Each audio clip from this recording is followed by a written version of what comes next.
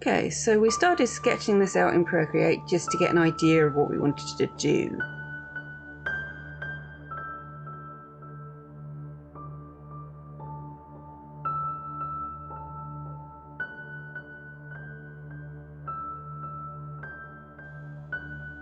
That seems reasonable. Then took that into Photoshop so I could have an easier time making straight lines and using the marquee tool, but I forgot to record tidying up the arrows. And I quickly realised I was having some trouble with the perspective and needed a reference photo. Thank you very much to Biscuit for a great reference photo. Here I'm just lining up the photo to the first few lines so that it's about the right size and straight across the shelves. Then I turn on the symmetry tool and re-added those back lines. Symmetry tool is your friend. Here I'm using the marquee tool to make a rectangle using stroke, and then using the transform tools to match the perspective of that bottom shelf.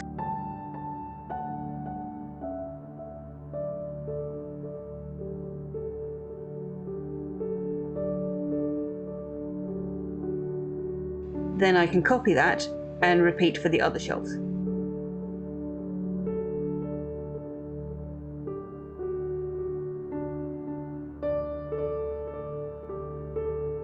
The problem is repeatedly squishing the lines makes them very thin. So then I'm just going to go over them so they are easier to see before getting the angle on that top shelf.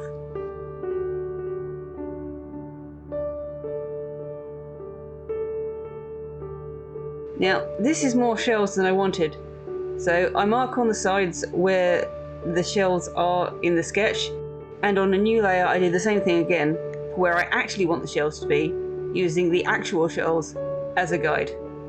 That's a lot of actuallys.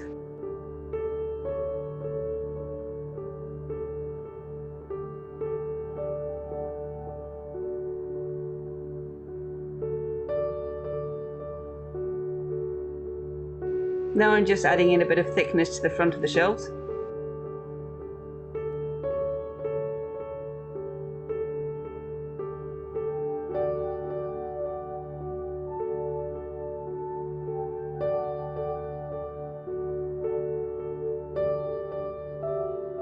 At this point I realised they may not be even, so I did some measuring.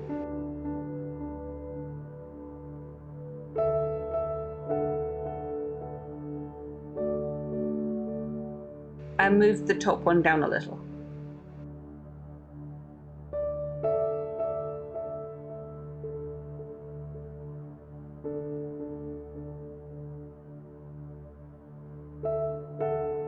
And there we have some basic shelves.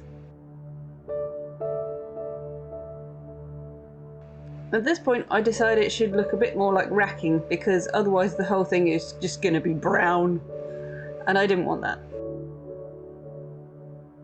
So let's get some corner posts and add some crossbars in. Again, the symmetry tool is your friend.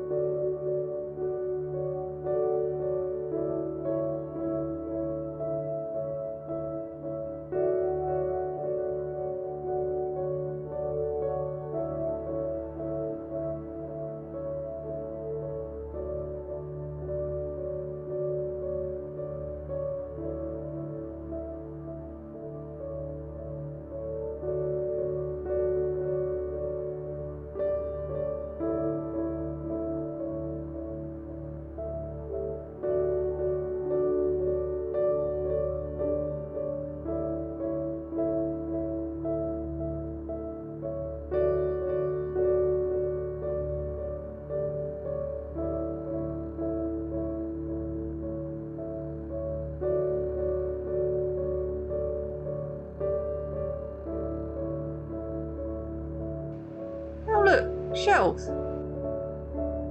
Now it's time for boxes. So I turn back on the actual shelves layer for perspective reference.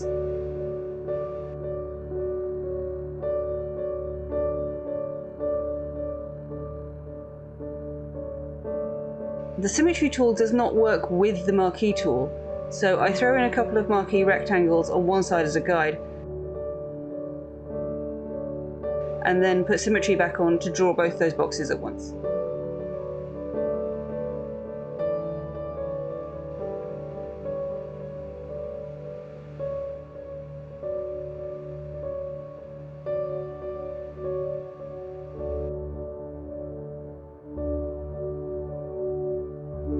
But they were a bit too far apart, so I have to move each one separately.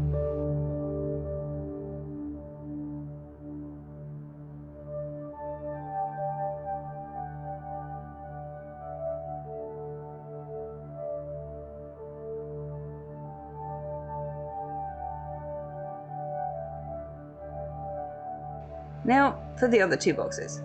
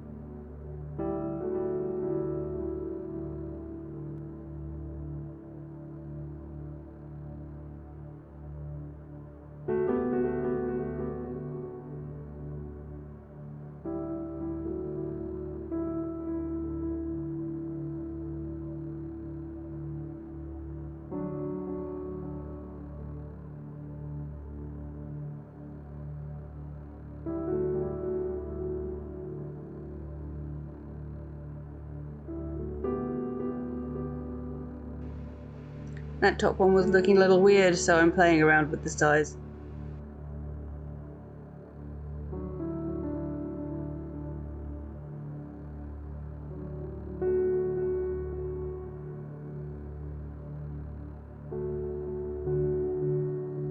There we go.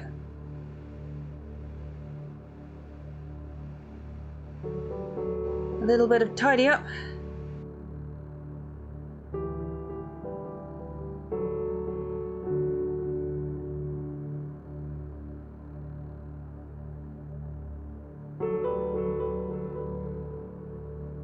And now it's time for some colour. Starting off with a nice dark grey for the metal frame.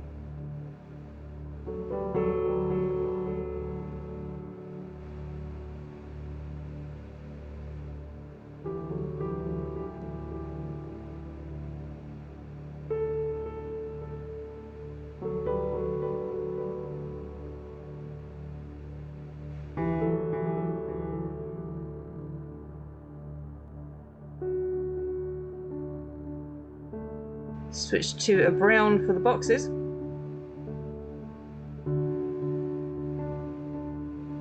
Going for a bit of a cardboard look.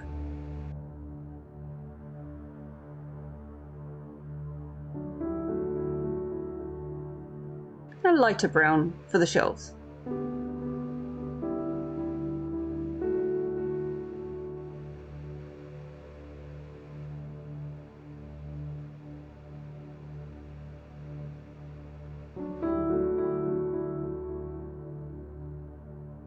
Oh, those back beams probably should have some slot holes for the shelves.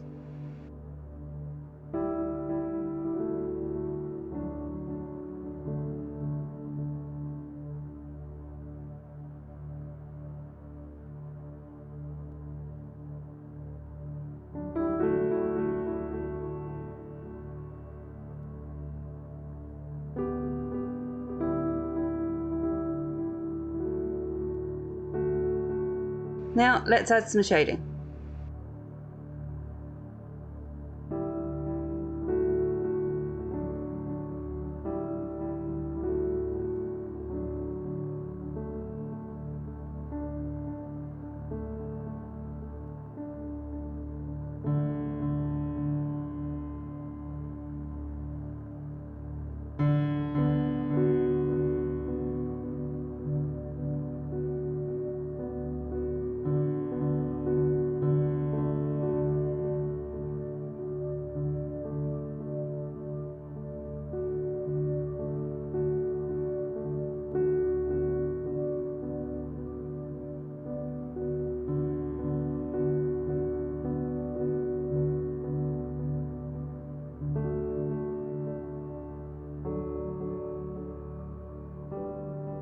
For the shelves and the boxes, using the selection tools and the gradient tool is a great way to go.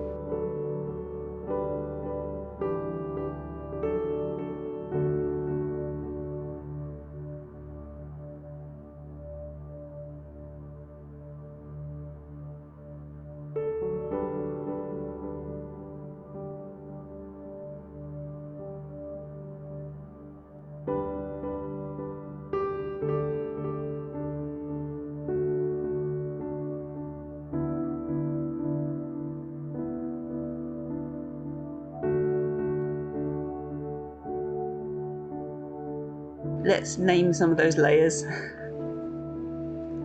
Looks like I started adding some highlight without actually starting recording. Remember, before getting too far, all those little slot holes need some light on.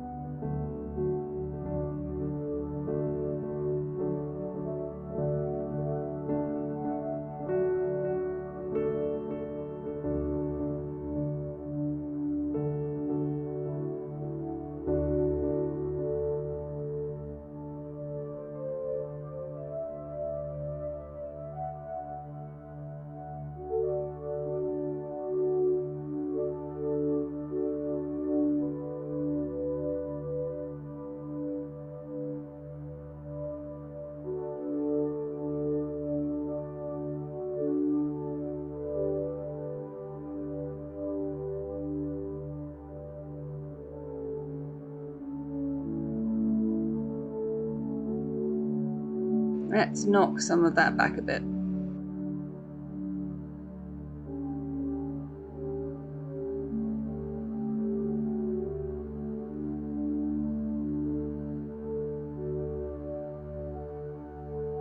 Oh, not forgetting the rivets.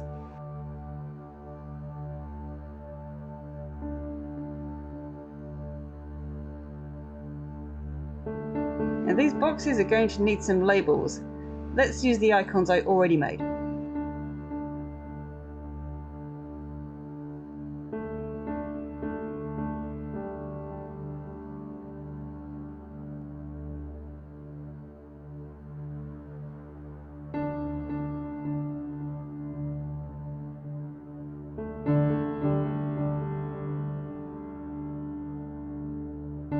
Add some shapes around those to make them look like sticker labels.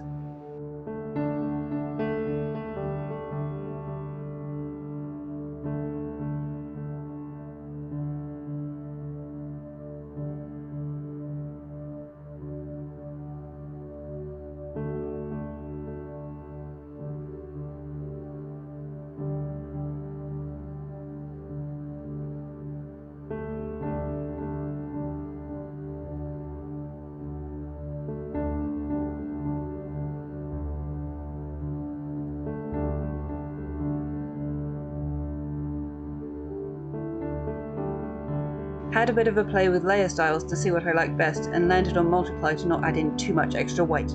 Now, what do I do with these arrows? I like the transparency, but black doesn't work. White also doesn't stand out. How about an outline? Still not quite there. About 2 outlines.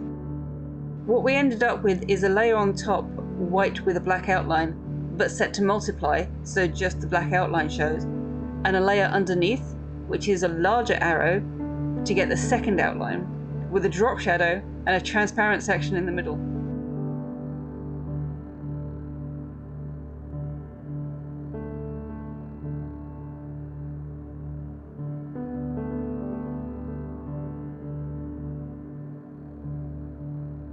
Looks like there was a couple of extra spots on it, so that just needed tidying up.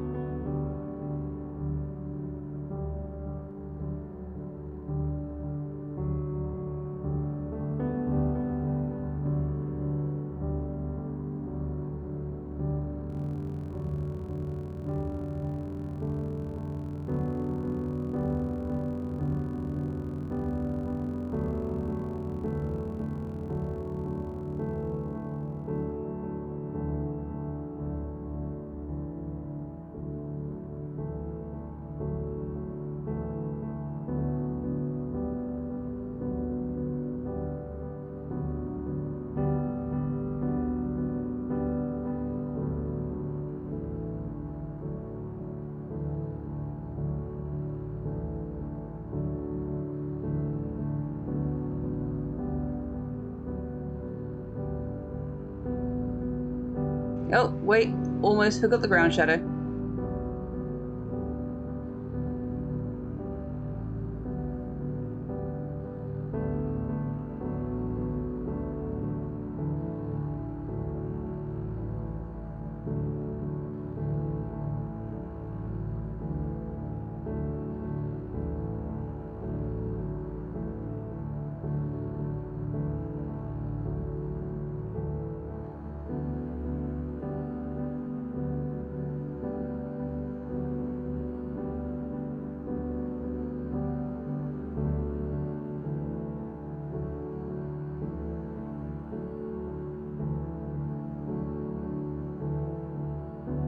Let's get that onto the card template and then label it.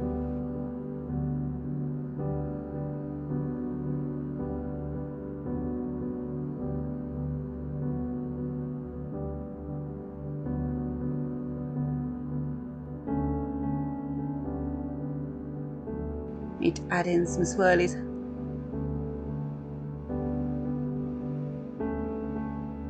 Just to fill up that space.